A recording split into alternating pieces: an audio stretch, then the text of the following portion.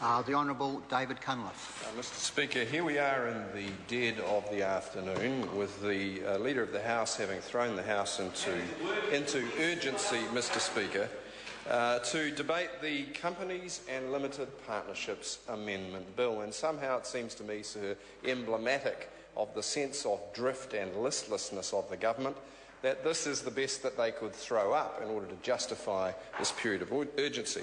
Mr Speaker, there's nothing wrong with this bill. Labor supports the bill. It will be limited steps forward to helping improve the transparency and the integrity of commercial markets, and we think that that's a good thing. I think all New Zealanders would think that that's a good thing, and sir, we commend the government for doing that. Mr Speaker, here we are, throwing the House into urgency to debate a bill which is relatively routine, in which the Commerce Select Committee has done a relatively good job to tidy up at the edges. So what does this bill do, sir? This bill gives new powers to the Registrar of Companies to investigate and deal with non-compliance in the Companies Act. It includes the power to flag companies on the register that are under investigation. It allows the removal of companies from the register if they provide inaccurate information or persistently fail to comply with the Act. It gives the Registrar the power to ban directors or such companies from taking part in the management of any company for up to 5 years. It makes changes that are of a similar nature to the Limited Partnerships Act, so that those misusing New Zealand companies cannot avoid the new regime by registering limited partnerships. Instead, that's very important because limited partnerships were an exceptional structure which is allowed to deal particularly with professional services firms' challenges and were not seen as an alternative to the regular company structure. It better aligns the Companies Act and the Takeovers Code to ensure shareholders understand the effects that changes in company control will have on the value of their shares. Allied Finance springs to mind. And it introduces, quite importantly, sir, criminal offences for directors who commit a serious breach of their duties to act in good faith and in the best interests of the company. And more on the detail in a minute, sir. But I think it's very important for us to reflect that New Zealand does already have an international reputation as a trusted place to do business. I think we all celebrate that. We're all proud of the rule of law. The World Bank and the International Finance Corporation have ranked New Zealand #1, the easiest place in the world to do business.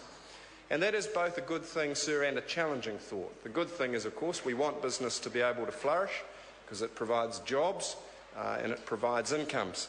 Sir, it's a bad thing in the sense that if we're already #1 for the ease of doing business, then what is holding the New Zealand economy back, because it can't get out of first gear at the moment, cannot be the fact that we're over-regulated, because it's already the easiest place in the world to do business. It can't be a deregulation problem. I see the Minister for Conservation over there. He wants to gut DOC because it gets in the way of commerce. Mr Speaker, cutting the budget, cutting the number of rangers. Mr Speaker, anybody would think we were 183 out of 183 countries in terms of the ease of doing business, not one. So if this is already the easiest place in the world to get a business started, why is the government on a further deregulation crusade, laying waste to the Resource Management Act, trampling over local democracy with the Housing Accords Act, making it illegal to protest against oil companies because you could go to jail for exercising your democratic rights, and ensuring that there are any little legal snags in the way that the surveillance agencies undertake their work, Mr Speaker? No problem, we'll just change the law to make it all legal. Mr Speaker, the Labor opposition, while it supports the bill, is concerned at some of the subtext that lies around this. We are already, sir, an easy place in the world to do business.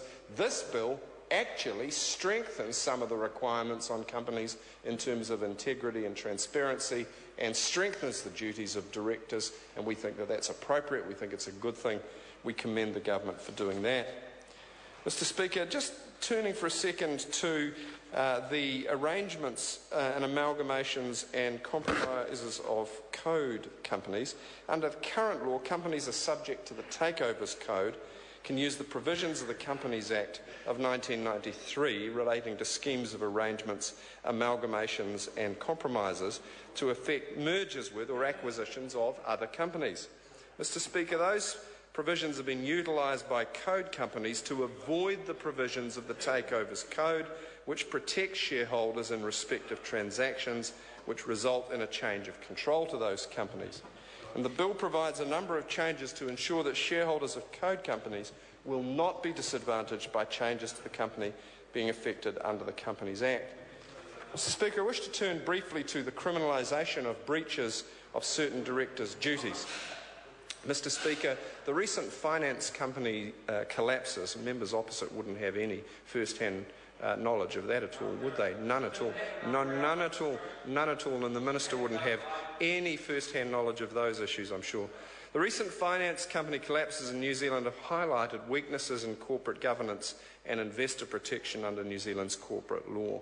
And the names are already legion: Sir Bridgecorp, Hanover, and the granddaddy of them all, South Canterbury Finance.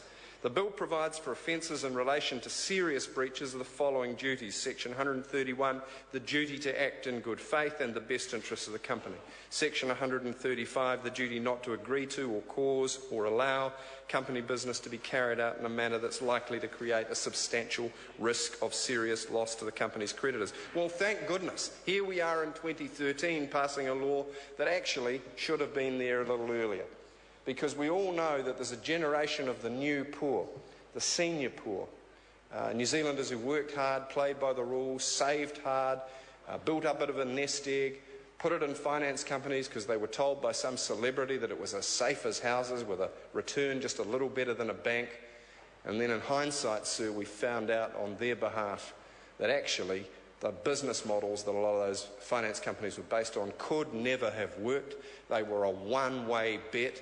They were securitised on equities and other leveraged instruments so that if markets kept rising, they were fine. But the moment that the underlying investment turned southwards, the business model was, to use a technical financial term, stuffed. And the investors were out of pocket, Mr. Speaker. And the directors' duties often knowingly carried on with business models that could not have succeeded, and in some cases, which are a matter of court record now, knowingly misled investors to disguise those problems until it was too late. And I do want to mention South Canterbury Finance. I grew up in South Canterbury. It's always been kind of close to my heart. And, sir, that was the biggest disaster on this government's watch. $1.7 billion of gross cost, $1.2 billion of net cost.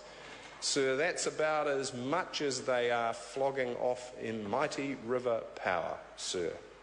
That's the power company, for those watching, whose shares are now worth less than they were when the government privatised them, so that those investors have taken a minor bath as well.